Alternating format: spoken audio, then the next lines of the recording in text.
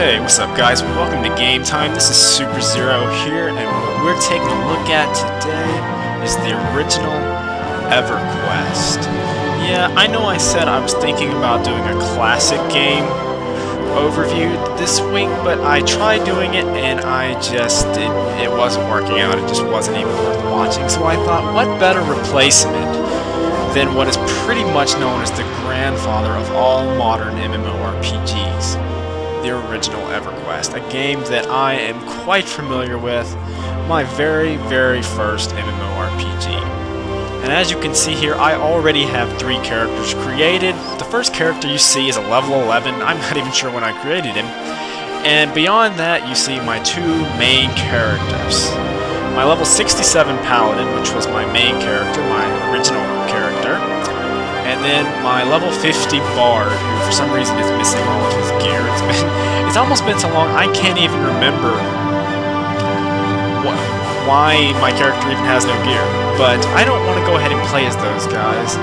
This is a first impressions video, so I want to go ahead and create a new character. EverQuest is free to play, however it's heavily restricted as you can see. You can choose from a huge number of races. If my math is correct, it looks like you can choose between 16 different races.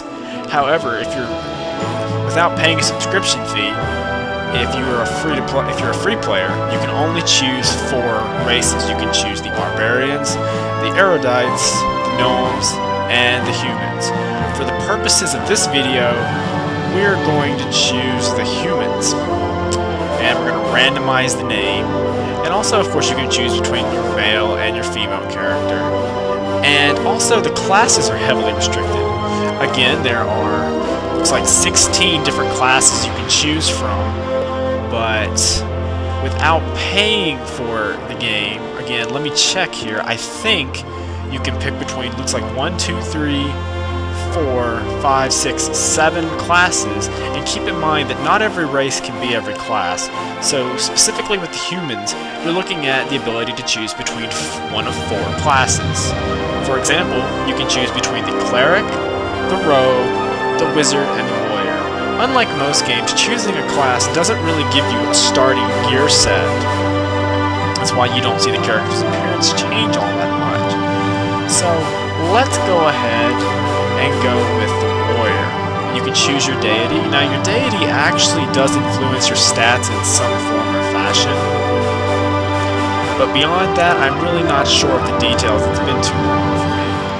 And you can choose, this is how you customize your character. You can choose from an acceptable amount of facial hair options. And then you can choose your facial hair color. I think I'm going to go with black, and then you can choose your hair color as well, and you can choose different hairstyles.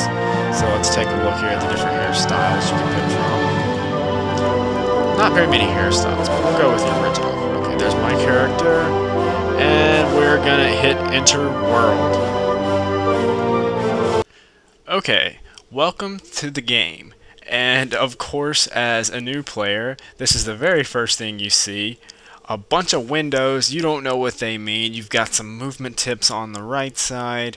You've got an open poll right here. It says, would you prefer to have fewer, more in-depth quests or more, less involved quests? I don't care. What type of content would you like to see more of? Let's go with solo. EverQuest is an old game, and I don't even... do I just hit close? I don't even know how to submit the poll. Alright, it says you regain consciousness. Click OK to begin the EverQuest tutorial. Well, before I begin the tutorial, let me just say that as cluttered as that interface actually was, it's so much better than it used to be when this game was on top of the mountain, so to speak. You would create a character, and you wouldn't be able to see in front of you. You would have so many crazy interface windows open. You'd have to close them all and spend about 5 to 10 minutes rearranging your user interface per every character. So anyway, let's go with OK and click that. It says, as you stagger to your feet, you realize that someone is talking to you. Check your main chat window below to see what he's saying. Click OK when ready. Okay, this is a great time to mention something fairly unique about EverQuest. You don't just talk to an NPC, well, obviously you see a dialog window pop up here, but you don't accept quests through a dialog window. You actually press the H key to hail the NPC, and then he speaks to you in the chat box just like he's a regular player. And I know you can't see this, but certain text is in square brackets, and you have to reply back to the NPC using the text in the square brackets in order to carry on a conversation and to accept the quest. So right now Arius, which is the NPC that's supposedly going to get me out of the tutorial zone, says, "Hello friend, my name's Arius, and it's lucky for you I'm good at binding wounds. You almost didn't make it. You can thank me later, though. For now, let's join forces and escape this dungeon." And so I'm going to type in, "Yes, I want to escape." And there's my task. Tasks work similar. Tasks actually were added after I already left EverQuest, but if I'm not mistaken, they work similarly to traditional quests like in WoW and games of that nature. So, okay, it says, find the Glooming Deep Jailer to continue. And I'm going to minimize this window here and put it up over this way, and I'm going to walk around to try to find the Glooming Deep Jailer. He should be around here somewhere. There he is. He's right there. And oh, Arius falling right behind me. That's weird. I wasn't expecting that. This game has a fairly simplistic combat system, especially at the beginning. It's just mostly auto attack, but warriors do have a taunt ability, which is their main aggro ability, and a kick ability, which also does some damage. So let's go ahead and loot this Glooming Deep Jailer. You right click to loot, and as you can see, my character sort of bends down, and you can see here the loot. You get a jailer's key. We're going to take this here and drag it over to an open inventory slot. And it says I'm supposed to give Arius the key to unlock the gate.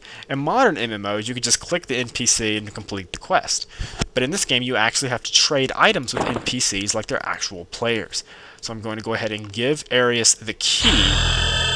And did I level up? Is that what that sound meant? Yes, I did. I leveled up with that quest. That was correct. I got a lot of experience points for that. I'm going to click OK.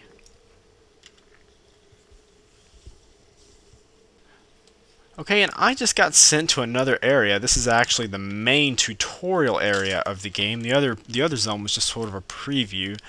And it's telling me that I can fight the revolt in Glooming Deep or speak to Arius. I'm going to go ahead and hail the guard over here. He's right over this way. He says, the one that's highlighted says beginner missions. I'm going to hail the guard and accept the quest. I just got a quest to go kill some cave rats, cave bats, and vermin nests, so I'm going to head straight out here, and there's a cave rat. I'm going to hit the 1 key to start my melee auto attack, and then I'm just going to sort of sit and watch and talk about EverQuest while I'm doing this. Because if I were to actually explain to you the whole intricacies of the combat, simply because there's not really a lot of intricacies, especially at this level, it would be sort of pointless and boring for all of us involved.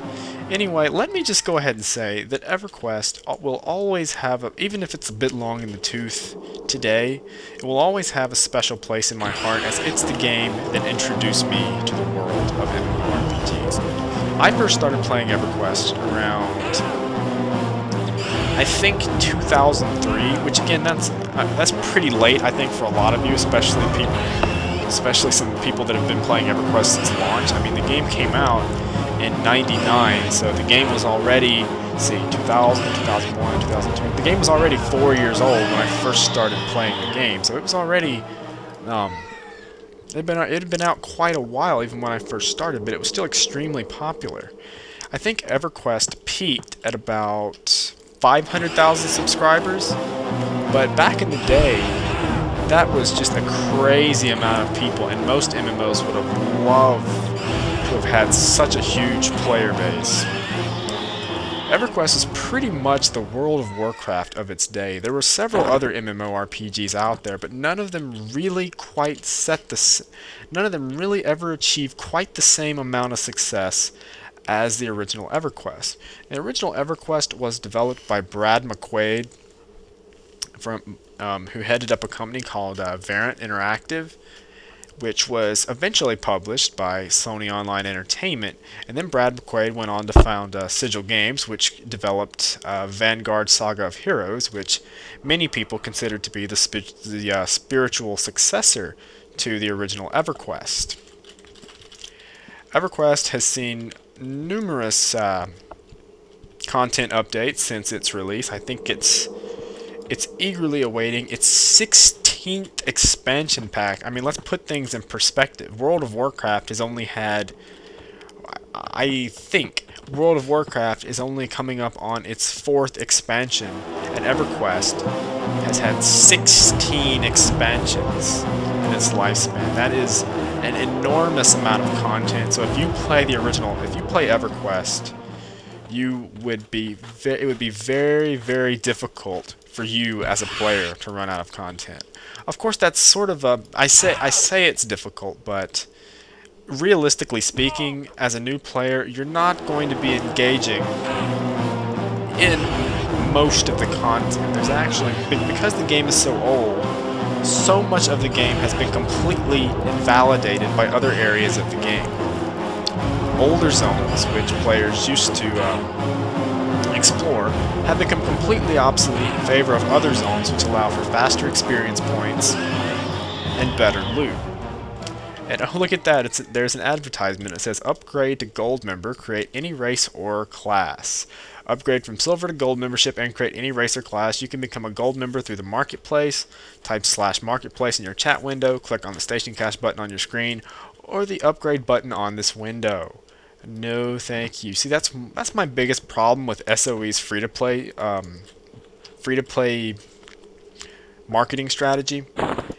Is they're more concerned with trying to get you to subscribe. So while EverQuest is marketed as free-to-play, it really does feel more like an extended free trial of the game, which, again, an extended free trial is better than being locked out completely if you just want to try the game. But I wish more companies would adopt the Aeon or Lineage 2 model of free-to-play, which is pretty much totally free-to-play with zero content restrictions. But anyway, back to what I was saying. Most players are interested in the new content, and the old content doesn't really get as much use, and even if it did, you would almost be gimping your character because the loot is so bad in comparison to the loot in newer zones. And also because EverQuest is such a group-centric game, there's just going to be a lot of content right off the gate that you're just simply not going to have access to because you don't have enough people interested in going there with you. I don't know how the grouping situation is for low levels in EverQuest. I can't imagine it's that great because I know this tutorial may not be showing it, but in the real EverQuest, or actually when you start playing the game seriously, when you get out of the tutorial zone here, experience goes by in an insanely fast rate. I remember not too long ago I was playing and I had a level 30 character, I think, and within 2 days I went from level 30 to 50 or so.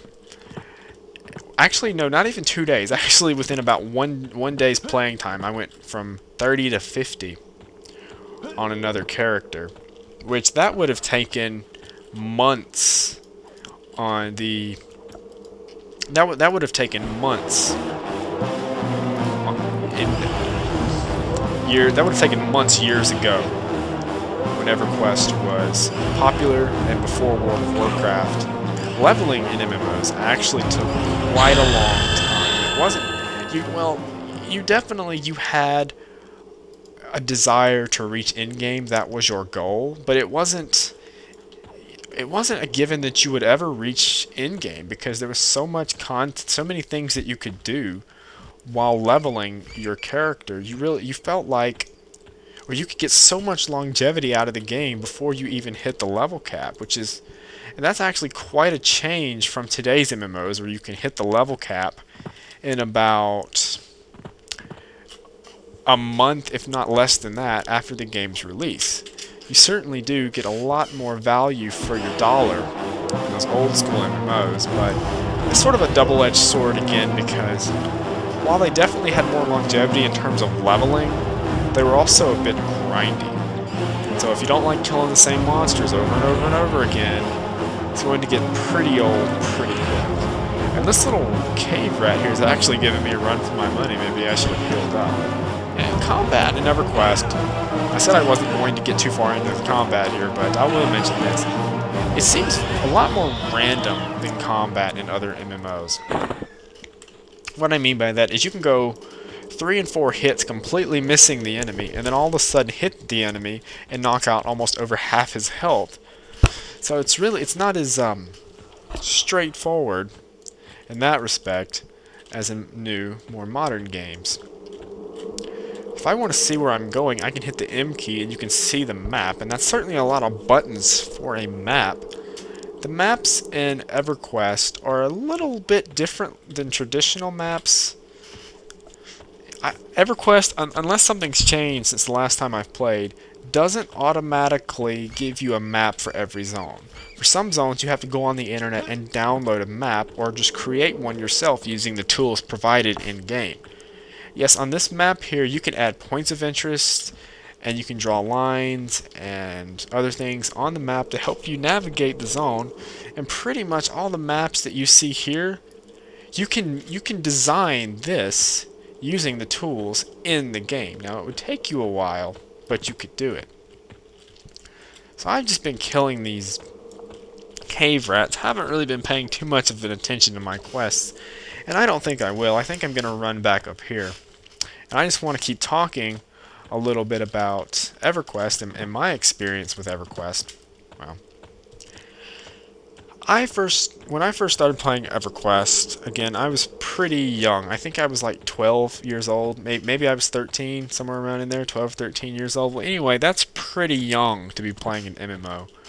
And I was absolutely infatuated with the game. I thought it was just the coolest thing in the world. I remember, like, the very first day I ever played, I ran around Nuriak, which is the Dark Elf city, and I thought all the NPCs were players. I ran around trying to talk to them, and I kept wondering why they were ignoring me. I had no idea that they weren't actually players.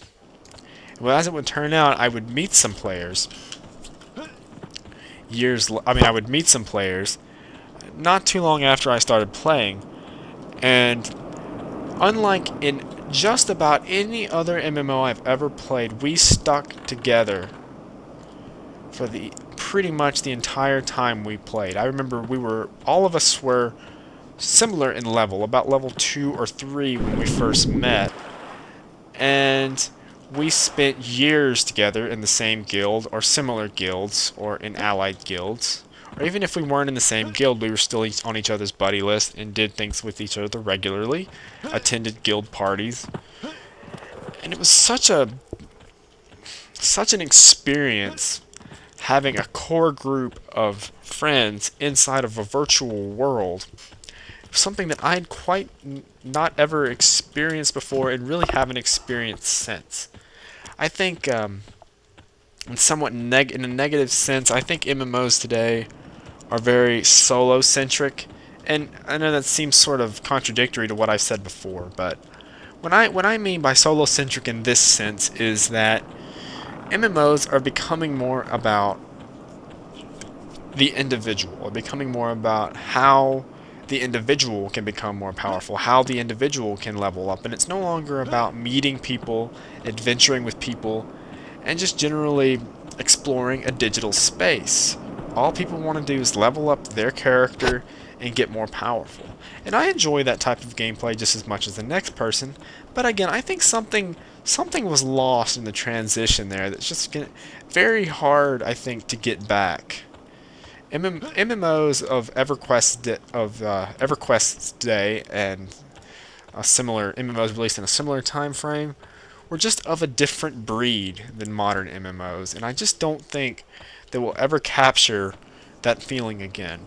For one, because when EverQuest was released and soon after it was released, we had just never seen games like this. We'd never seen a genre, an online gaming genre, to where you could log in and meet other players thousands of miles away and adventure with them like they're sitting in the living room with you. You just never seen anything like that before, and we didn't know quite how to react. But now I think everyone is so accustomed to MMOs. MMOs have become mainstream that the World of Warcraft is just as well known, if not more well known, than something like Call of Duty.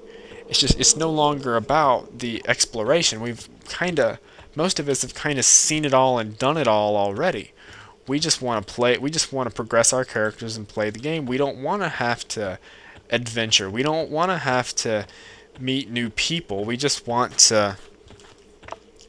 Again, we're just concerned with our own progression. We're concerned with our own characters, and not about the greater good of the game's community, which I can sort of see why that's necessary to sort of shift focus. But again, I do miss the olden days of MMOs back when they were still in their infancy, and people just didn't already have these preconceived notions of what an MMO should be and how you should behave and what you should do when playing an MMO. It's a much more of an interesting time period back then. Every game was a new experience. You approached it with a completely different mindset. There weren't near as many clones back then. The EQ clone was definitely a phrase that was thrown around back then, but again, I think that if you compared supposed EQ clones to EQ versus comparing a lot of supposed WoW clones to World of Warcraft, I think you'll realize that MMOs of EverQuest's day, while they may have been similar in many respects, definitely had a lot more to differentiate between them than MMOs of today do. And that's just another example of how I miss the old MMOs and wish I could sort of go back to those days now, being a 22-year-old versus being a 12 or 13-year-old, just a little kid, not really realizing, much of anything or what's going on. I wish I could go back to those days, and maybe there will be another MMO that's released soon that kind of brings out that same sense. But for now, I think we're stuck playing games that model themselves after World of Warcraft, which again, not an entirely bad thing, but I do miss the olden days. I've just sort of been running around here talking to you about the game. What I've shown you is pretty much the tutorial in a nutshell. I know it's not that much content or gameplay, but that's pretty much what you do in the tutorial. You run around and you kill kobolds, and you talk to NPCs, and you navigate lots of archaic menus, and you eventually leave. And I don't want to have to fool with all that, so I'm just going to talk about some things, and then we'll wrap up. EverQuest actually introduced the mercenary system a couple of years back, where you can talk to NPCs, and you can get an NPC mercenary, which functions as a damage dealer, a tank, or a cleric, a healer, which is definitely a huge boon for classes that aren't really that great at soloing. Like this warrior here, warriors were never known as great solo classes. In fact, very few classes were good at soloing unless you were a caster or a ranger. So if you didn't want to play a caster or ranger and you didn't have lots of buddies, it was very difficult to progress all by yourself in EverQuest. And with the low population, or at least the low population at low levels, it became very difficult to entice new players. So the mercenary feature, on one hand, helped to entice new players, but it also helped groups and current players, because they were now able, say if you're in a dungeon or if you're in a zone or area and you're getting experience points and your healer bails. Well, normally that would mean either you're just going to have to wait forever to find a replacement, or you can go in and pop a cleric mercenary and keep the group going. And it was a huge improvement for what had previously been a pretty big deal breaker in terms of groups.